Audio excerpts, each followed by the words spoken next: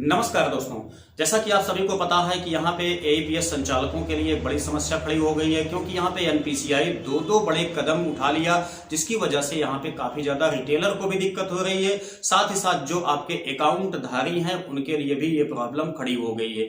खाता धारियों के मोबाइल पे एक टाइप का मैसेज यहाँ पे बैंक की तरफ से भेज दिया जा रहा है कि उनका जो एईपीएस इनेबल था वह डिसेबल हो गया है। इसके लिए अगर वो चाहते हैं अपना कि एईपीएस इनेबल हो तो अब उन्हें बैंक में जाना होगा, एक ई-केवाईसी कंप्लीट करना होगा। और दूसरी बात यहाँ पे ये है कि जो एईपीएस संचालक हैं उनके लिए प्रॉब्लम ये खड़ी हो गई है कि जब वो किसी कस्टमर का बैलेंस इंक्वायरी, मिनी स्टेटमेंट या विड्रॉ कर रहे हैं तो उनको वहां पे पार्शियल अमाउंट का इशू देखने को मिल जा रहा है। तो इसका समाधान क्या है? कस्टमर इसका समाधान कर सकता है या रिटेलर इसका समाधान कर सकता है? तो आपको बस ये वीडियो देखना है, नहीं तो दोस्तों आपका ये बहुत ही इंपॉर्टेंट जानकारी मिस हो जाएगी। आपका यहाँ पे जो भी बिजनेस है वो तो वैसे ही प्रभावित हुआ है, कम से कम 30 से 40% यहाँ पे आपका बिजनेस प्रभावित हुआ है। क्योंकि कल के डेट में मैंने यहाँ पे लगभग 20 ट्रांजेक्शन किया था। 20 में से लगभग दोस्तों यहाँ पे 7 या 6-7 ट्रांजेक्शन ऐसे थे जो कि पार्शियल अमाउंट की वजह से दिक्कत में आ गए, नहीं निकल पा रहे हैं। ना उनका स्टेटमेंट चेक हो पाया, ना उनका बैलेंस इंक्वायरी हो पाया, ना ही उनका विड्रॉ हो पाया। किसी तरीके से कोई भी ट्रांजैक्शन उनके अकाउंट से नहीं हो पा रहा है। तो क्या समाधान है इसका? कौन कर सकता है इसका समाधान? तो दोस्तों एक बात आप लोग समझ लीजिए, कुल मिलाकर के ये जो दिक्कत आई हुई है अकाउंट धारियों पर, वो आपकी वजह से आई हुई है। क्योंकि आपने कभी ना कभी यहाँ पे पार्शियल अमाउंट को विड्रॉ किया हुआ था, 10-20 रुपए एक्स्ट्रा लगा के आपने अकाउंट से उनके पैसे को निकाला हुआ था। तो समस्या तो टोटल आपकी वजह से आई हुई है। लेकिन यहां पे चूंकि आपको ही नुकसान भी है इस समस्या से, क्योंकि आपका कोई सा भी कस्टमर अगर है, आपके पास आता है बैलेंस को विड्रॉ करने के लिए और उसमें पार्शियल अमाउंट का इशू आ जाता है, तो एक हिसाब से आपका बिजनेस लॉस में जाएगा। और दूसरी बात यह है दोस्तों कि उसका जो भी काम चलने वाला था पैसे की वजह से, वो नहीं चल पाएगा। ठीक है, तो आप क्या काम करेंगे सबसे पहले आप लोग समझ लीजिए। अगर कभी भी आपके साथ किसी भी कस्टमर का इस तरीके से इशू आता है तो सबसे पहले आप उसको उसके बैंक में भेज दीजिए। ठीक है, जब वो आप उसके अपने बैंक में जाएगा तो वहां पे दोस्तों उसको एक एप्लीकेशन देना होगा अपने बैंक को इनेबल करवाने के लिए। लेकिन एक बात समझ लीजिए, यहां पे दोस्तों जो बैंक है वो अपने रिस्पॉन्सिबिलिटी को खत्म कर रहा है।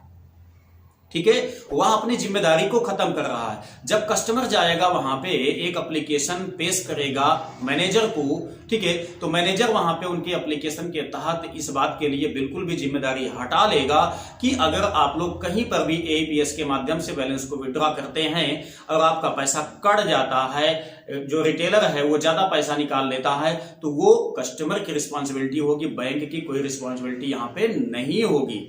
ठीक है, क्योंकि बहुत ज्यादा फ्रॉड होने की वजह से बैंक इस पर एक्शन ले लिया है। अब चूंकि हम लोग जानते हैं कि अगर कोई भी इशू आता है कस्टमर पे, तो यहाँ पे एक कस्टमर जाकर के कंप्लेन करता है बैंक में, ठीक है, और उसकी निगरानी करता है एनपीसीआई। चूंकि एईपीएस का जो सिस्टम है, यूपीआई का जो सिस्टम है, ये किसका है? ये दोस्तों है एनपीसीआई का एक सिस्टम। एनपीसीआई इसको कंट्रोल करता है, बैंक इसको कंट्रोल नहीं करता है। तो यहां पे बैंक के ऊपर देखा जाए तो एनपीसीआई जो है वो दबाव डालता है कि आपके कस्टमर पर इस टाइप का क्यों प्रॉब्लम आ रहा है।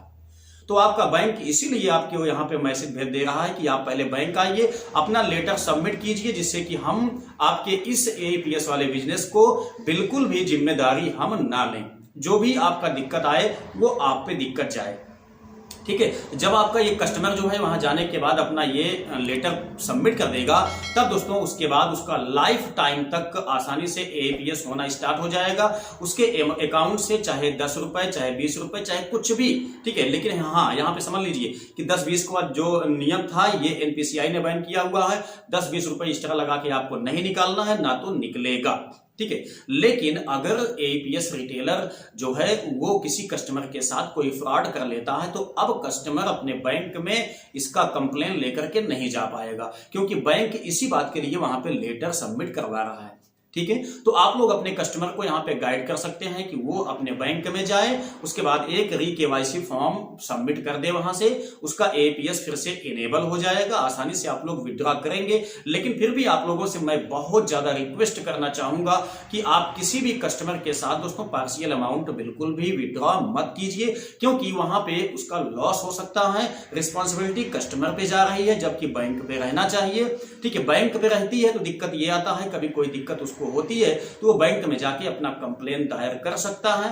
लेकिन इस तरीके से उसके फॉर्म को सबमिट कर देने के बाद अब बैंक की रिस्पॉन्सिबिलिटी बिल्कुल खत्म हो जा रही है।